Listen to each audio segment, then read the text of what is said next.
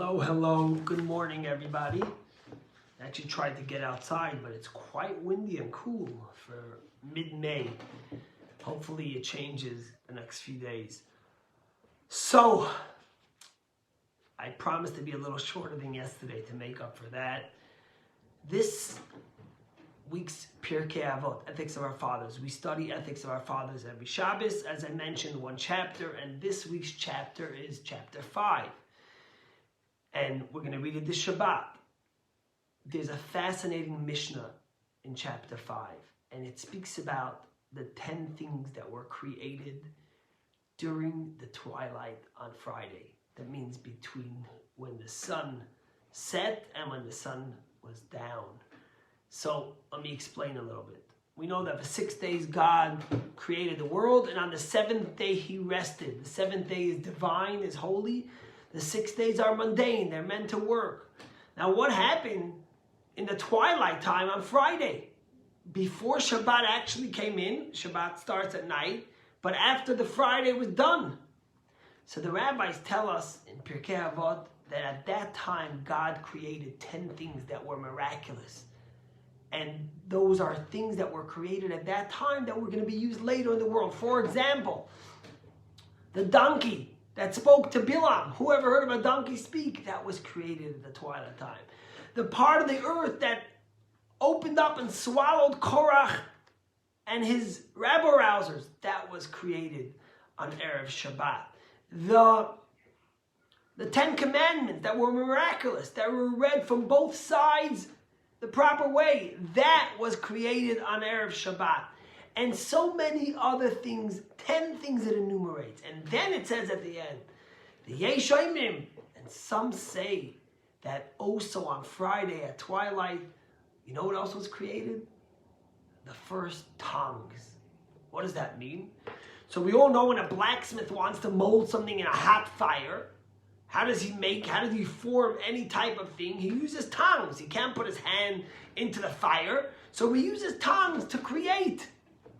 Well, guess what? How are those first metal tongues made? So the rabbis say in the Mishnah and Ethics of Our Fathers that we read this week that those tongues were also made on Friday during twilight. God created the first tongues that with it others could create tongues. Well, of course the question becomes like this. First of all, everything needed a first that God created. The first animal, the first thing. Why does he have to enumerate specifically these tongues? Secondly, if you know, another way a blacksmith could do something is he forms a mold and he pours the iron into it, and with that he creates something. Did God really have to create the first tongues and then they became useless? There was nothing to do with those tongues after God created them? And if he even needed to create them, why at the time of twilight? Why at the miraculous time when he created things that were so special? 1977, Shabbos Bahar B'chol Koisai, which means the same setting as this year. The Lubavitcher Rebbe gave a fascinating psychological and spiritual explanation to this. And the Rebbe says like this. You see, in our lives, there's the things we want to accomplish and there's the things that get us there. There's the time that we accomplish things, and there's the in-between time. If I want to get from A to C, I need to do B. But sometimes B could take more time and more effort and more stress than C where I have to get to. Why? It's so frustrating. In fact, many of companies, startups, you have startups all day, right?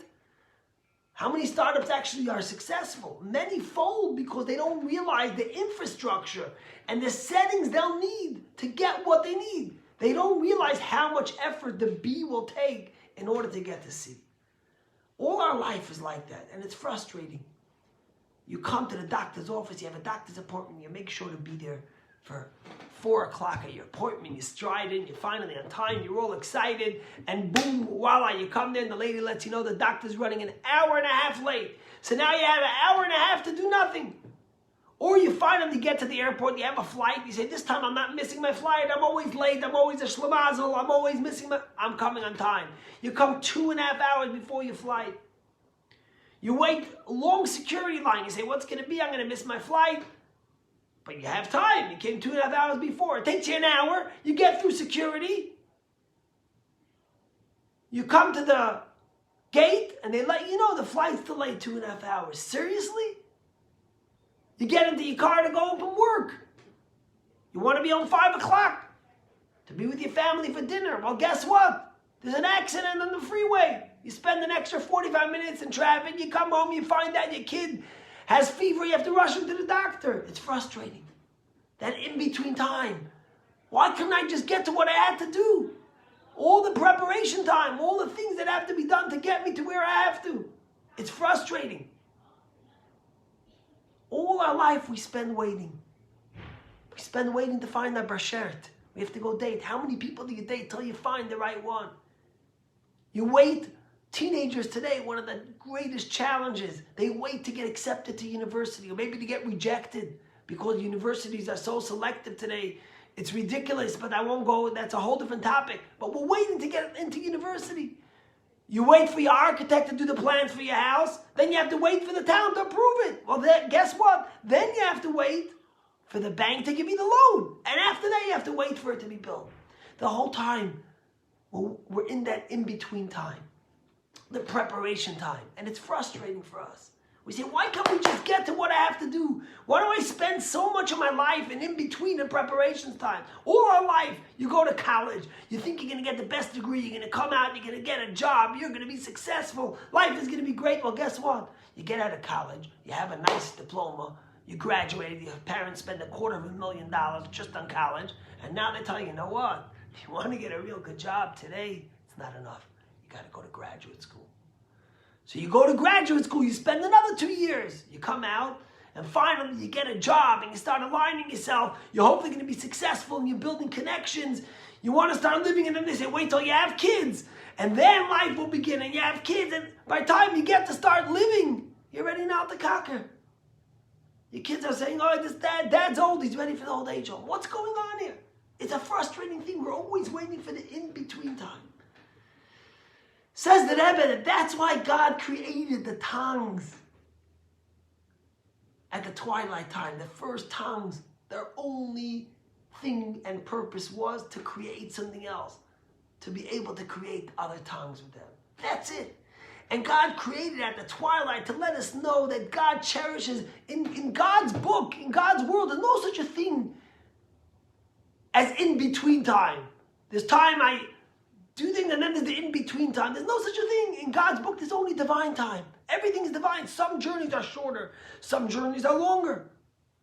Some things take us to where we have to get, and some things are the things that we do. But every time is divine time. It's all infused with a purpose.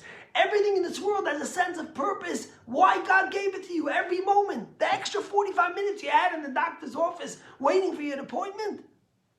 There was a purpose. You had to meet someone in the office. You had to read something. Maybe everything has a purpose. If your flight gets delayed, there's a purpose. If you date 5 people before you find your bashert, there was also a purpose there. God created the first tongues at this twilight miraculous time between the holiness of Shabbos and the mundane week to let us know that there's a purpose to everything, that there is no in-between time. You know, King David, who had a dialogue with God constantly, turned to God one day. He saw a wasp kill a spider.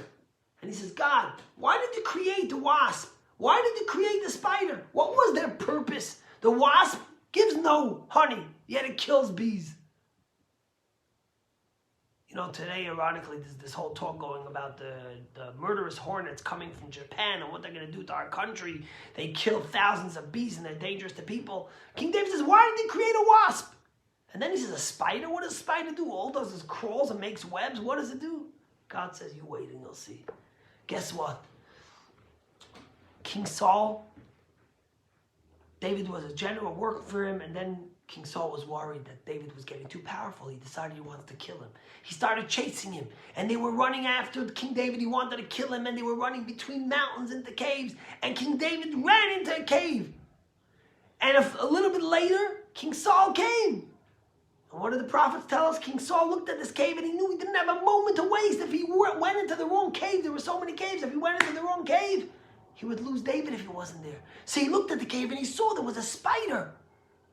a web from a spider that was on the opening of the cave. And King Saul smartly thought to himself, 1 second, if someone just walked in there, he would have broken the web. So it's got to be King David's not there. And he continued going further. Aha, King David thanked that spider that just came and covered the web, realizing what it did to save his life.